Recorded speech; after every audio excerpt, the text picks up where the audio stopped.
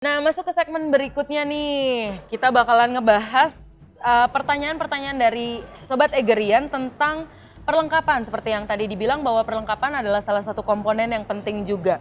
Pertanyaan berikutnya nih, Kang Bongkeng, berasal dari Instagram. Instagramnya @mahrizal09. Mahrizal09. Pertanyaannya adalah, menurut Abah Bongkeng, mendaki gunung dengan menggunakan sendal apakah aman dan nyaman? Dan bahaya apa saja yang akan dihadapi? Wah, ini problematika anak zaman sekarang. Silakan, Kang Bongkeng. Pakai sandal ke gunung. Pakai sendal ke gunung. Apakah aman? Dan nyaman. Dan nyaman. Ya, ini sendalnya sih nggak dibilang kayak gimana ya. Ya. Mungkin sendal selop atau sendal cewek. Mungkin menurut aku sih tidak. Tidak sangat aman. tidak aman. Oke. Sangat tidak aman. Kenapa? Karena banyak kendala dan masalahnya tentunya. Karena bukan sandal untuk mendaki gunung. Ya. Sandal itu biasanya kalau kami pergunakan untuk di base camp aja. Di camp area. Apalagi kalau menyangkut dengan kondisi cuaca. Misalnya hujan, jalanan licin dan sebagainya. Betul. Itu dengan adanya memakai sandal itu sangat tidak aman. Tidak aman. Ya, udah nggak enak dipakai pada saat ini, udah ya bahayanya cukup tinggi. Walaupun mungkin pada saat kering ya, cuaca kering, oke, tapi juga kendalanya sangat banyak. Bahayanya kira-kira apa saja yang akan dihadapi? Bahayanya ya kalau terbentur dengan misalnya dengan batu. Ankle tuh ya? Bisa ankle, bisa membuat luka gitu. Iya. Belum lagi kalau mungkin terkena gigitan ular dan sebagainya. Penting tuh. Gitu. Ya. Oke, jadi jelas bahwa mendaki gunung dengan sendal itu tidak aman. Tidak aman. Karena Dan, banyak bahayanya. Ya istilah sandal gunung itu seperti apa sih gitu ya? Iya. Kan banyak ya teman-teman mengatakan bahwa sendal yang dipakai adalah sendal gunung. Sendal gunung, emang kayak gimana sih sendal gunung itu? Sebetulnya sendal untuk yang yang saat ini dipasarkan banyak di toko-toko itu ada dua macam kegunaannya. Oke, apa aja boleh dikasih tahu nggak? No, aku lihat saya ada bawa yang... contoh nih ya. Iya. Ada dua macam sandal. Ya. Ini biasanya mereka menyatakan sandal gunung. Ini sandal gunung. Iya. Biasanya pakai kaos kaki ya? Biasanya pakai kaos kaki ya dengan padahal ya itu tadi kalau buat saya ini dipakai untuk di campsite aja. Tapi juga mungkin kalau saya tidak akan memakai ini karena ini bukan sandal gunung sebetulnya. Oke. Ini sandal untuk di air, khususnya untuk olahraga arung jeram. Astaga, saya baru tahu loh bahwa ini adalah sandal khusus olahraga air. Oke. Karena kalau dipakai jalan pada saat dia turun, ini akan bisa kaki ngelos gitu ya. Apa sih bahasanya? Yeah. Akan bisa nyelos. Nyelos gitu ya. Itu jadi masalah juga. Jadi kenyamanan tidak ada nantinya. Dan satu lagi sebetulnya ada sendal yang model seperti ini. Oke. Ini dulu yang dikatakan sendal gunung. Ini disebut sendal gunung. Karena pada saat kita naik turun gunung, ya kalau tadi itu ngelos, kalau ini tertekan masih dia bisa.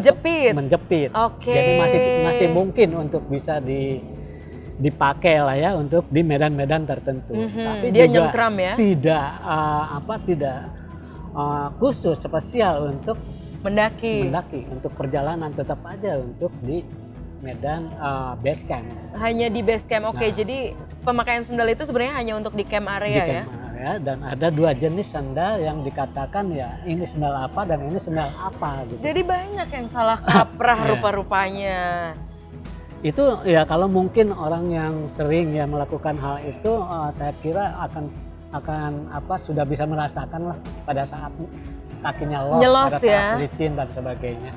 Apalagi kalau nyelos tiba-tiba terbentur batu. Betul. Udah jelas nggak aman. Iya, jadi artinya ya tidak enak untuk dipakai yang ini. Tapi kalau ini mungkin gitu masih. Ini mungkin, tapi tidak direkomendasikan untuk mendaki. Direkomendasikan untuk naik gunung.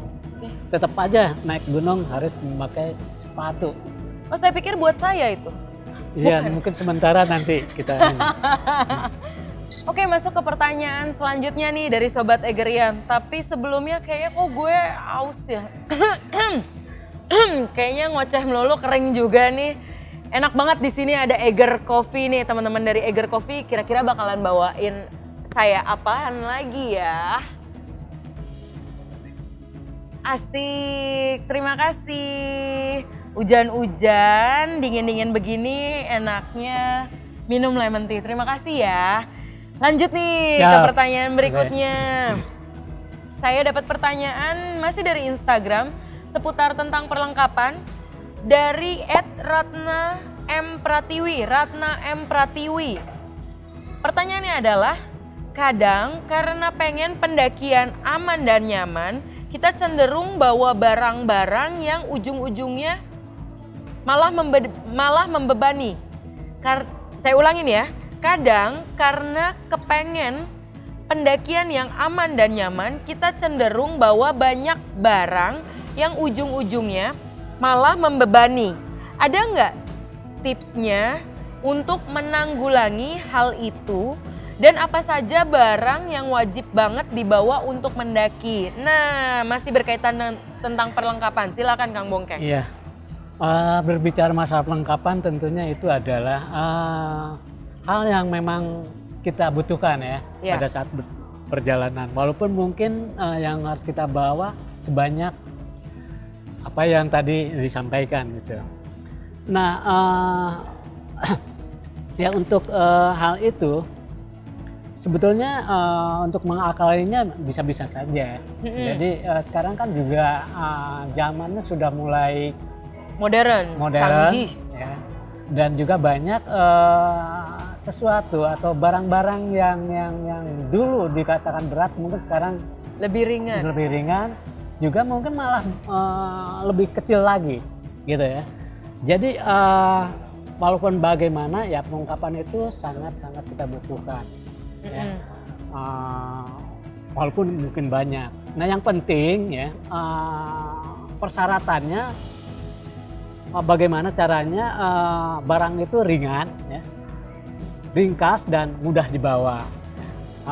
Terus memenuhi kebutuhan untuk makanan nih. Untuk makanan juga pasti itu cukup berat juga untuk dibawa. Iya, sementara Apalagi itu komponen penting. komponen penting tapi kan tapi juga ya tentunya bisa diakali dengan hal-hal yang berkaitan dengan kebutuhan nutrisi kita, kalori ya khususnya gitu.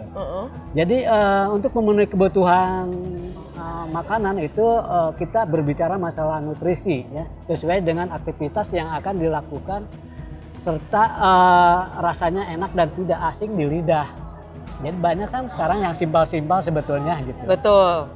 Tapi apakah itu bisa enggak gitu kita bawa sesuai dengan kebutuhan nutrisi badan kita? Oke, jadi jangan dihilangkan ya. Jangan Tapi kita dihilangkan. cari ide sesuatu yang tetap sama untuk menjaga nutrisi, misalkan soal makanan, tapi kemasannya mungkin lebih simpel, lebih simpel. ringan. Iya, gitu. Oke, pertanyaan berikutnya datang dari Facebook, masih tentang perlengkapan yang sesuai dengan pendakian yang aman dan nyaman.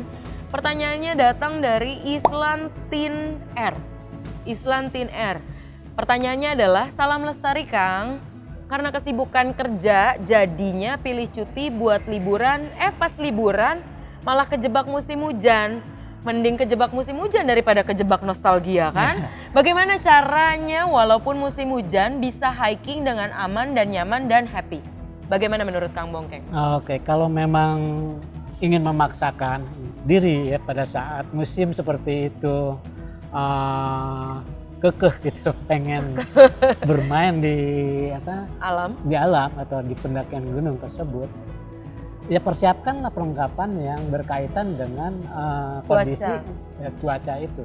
Oke, ya kalau misalnya pada saat itu terjebak dengan masalah hujan, ya kita harus siap dengan raincoat atau jas hujan dan sebagainya.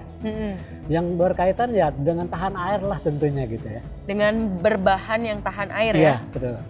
Oke, kemudian ya tadi dia menanyakan bagaimana caranya walaupun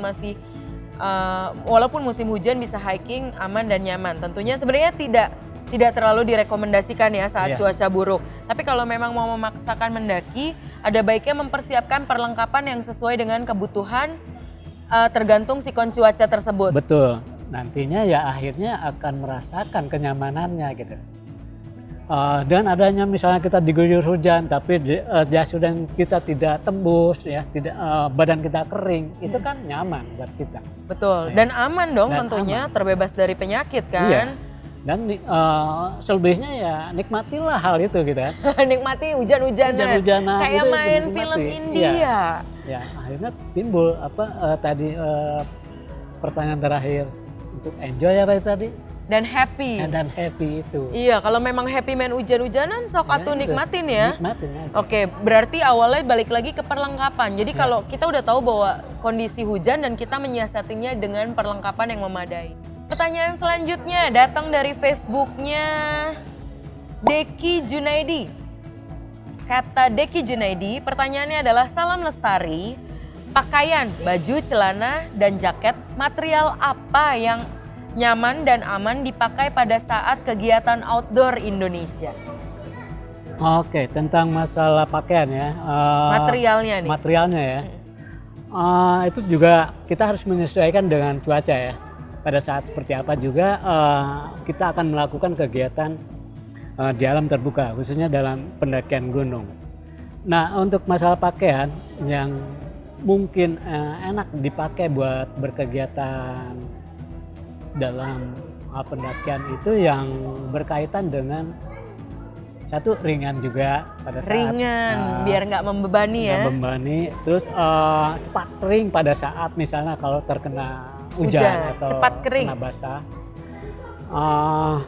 Dan berfungsi ganda gitu. Pada saat cuaca dingin, bahan itu enak buat dipakai, jadi membuat hangat badan kita. Tapi saat suasana panas, itu juga tidak membuat gerah badan kita gitu. Oke, jadi kita harus tahu dong Iya. apa yang kita pakai ya, Betul. fungsi-fungsinya. Ya, jadi biasanya yang sedikit bagus itu bahan yang mengandung polister dan katun. Polyester, Nah, polyester dan katun. Oke, Iya. catat tuh teman-teman. Jadi bahan yang memang rekomen untuk digunakan adalah polyester dan katun. Nah, tadi Sobat Egerian udah tahu kan kisi-kisinya nih tentang bahan pakaian yang aman dan nyaman pada saat kegiatan outdoor. Jadi tadi udah dijelasin sama Kang Bongkeng. Ada tambahan nggak Kang? Bahan-bahannya apa lagi? Ya mungkin untuk yang ada di kita ya, untuk khususnya untuk daerah tropis seperti di kita, yang mempergunakan barang tersebut yang tadi saya sampaikan itu Udah cukup aman. ya, udah cukup aman ya. Oke, jadi harus kenali dulu karena Indonesia itu medannya tropis, berarti harus memakai barang yang sesuai dengan iklim negara kita sendiri. Jadi, misalnya pakai jaket, ya kenapa harus pakai jaket bulu angsa misalnya? Iya, Ya, itu kan pakai daun untuk, jaket. dan jaket gitu ya. Nah itu kan untuk bukan untuk di Bukan medan u- kita. Ya. Oke, bukan Malah untuk iklim kepanasan. kita, Iya. betul. Oke, jadi jangan sampai salah tempat Nah. juga. Pada saat kita pakai barang A, kita harus tahu bahwa iklim kita seperti apa, medan kita seperti apa. Jadi disesuaikan kan? Iya. Oke, masuk ke pertanyaan selanjutnya. Kita akan bahas tentang, ada pertanyaan masih dari Facebook. Pertanyaan dari Ridwan Yusuf. Pertanyaannya adalah, apa perbedaan ketika mendaki di tipe-tipe gunung antara di daerah Jawa dengan gunung di wilayah Kalimantan yang terkenal dengan hutan tropisnya? Dan mengenai peralatan, apa saja perbedaan dari kedua wilayah tersebut yang wajib kita bawa dan gunakan? Oke, mungkin memang betul ya. Ada perbedaan antara Jawa dan Kalimantan ya. Kalau di Jawa biasa ya rata-rata kan vulkanik, jadi daerahnya kering gitu ya. Oke. Kalau di Kalimantan biasanya itu lembab, berhutan lebat. Jadi kemungkinan untuk perlengkapan yang kita bawa juga mungkin juga sedikit berbeda lah. berbeda. Dimana untuk di Jawa yaitu kita bisa memerhatikan karakter-karakter yang gunung yang akan kita daki tentunya. Juga demikian di Kalimantan. Jadi kita harus membaca dulu karakteristik masalah medan yang akan dituju.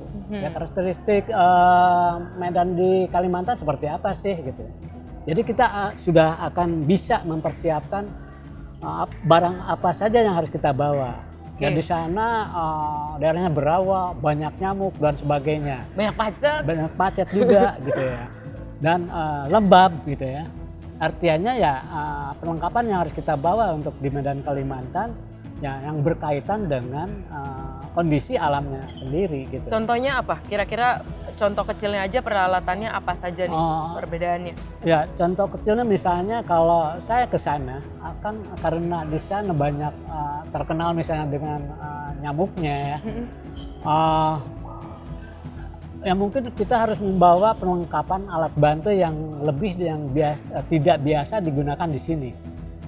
Misalnya untuk menghindari hal itu, untuk perlindungan, ya mungkin saya akan membawa kelambu gitu. Kelambu pada saat tidur ya? Ya, untuk tidur membawa kelambu. Dan tidur juga kan di sana tidak bisa seperti halnya kita membuka tenda di sini.